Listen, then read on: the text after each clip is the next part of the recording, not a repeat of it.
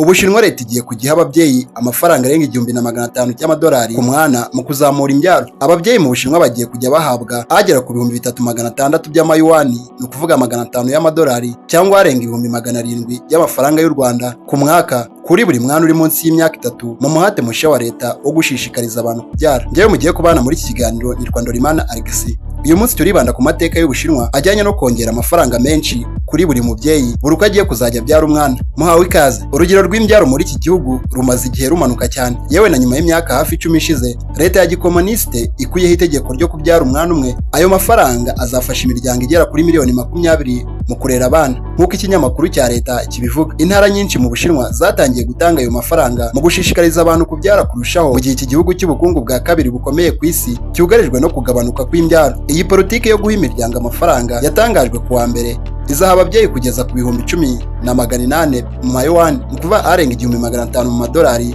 ukuvuga agera kuri 2,100,000 mu mafaranga y'u Rwanda. Aya azajya ahabwa buri mwana bitewe n'akarere. Iyi politiki izatangira gushyirwa mu bikorwa bamaze kubara guhera ku ntangiriro z'uyu mwaka, nk'uko ikinyamakuru cya leta CCTV kibivuga. Imiryango ifite abana bavutse hagati y'ibihumbi 2022 n'ibihumbi 2024 nayo ishobora gusaba guhabwa igice kuri ayo mafaranga. Ibi bikurikiye imihati itandukanye ya leta yo kuzamura imbyaro mu Bushinwa. Muri Werurwe umujyi wa Hohoti watangiye guha abawutuye 100,000 by'amayuwani, ni ukuvuga ni miliyoni zigera kuri 20 mu mafaranga y'u Rwanda ku mwana ku bafite nibura abana batatu. Shenyang, umujyi uri mu burasirazuba bwa Beijing, uha buri muryango amafaranga 500 y'amayuwani, ni ukuvuga agera ku 100,000 mu mafaranga y'u Rwanda ku mwana ku kwezi, ku miryango ifite umwana wa gatatu uri munsi y'imyaka 3. Mu cyumweru gishize umurwa mukuru Beijing wasabye leta z'intara gutegura imishinga y'uburyo amashuri y'ibanze atangira kuba ubuntu. Ubushinwa ni kimwe mu bihugu bihenze kubamo ku isi igihe ufite abana, nk'uko bivugwa n'ubushakashatsi bw'ikigo Population Research Institute gikorera mu Bushinwa.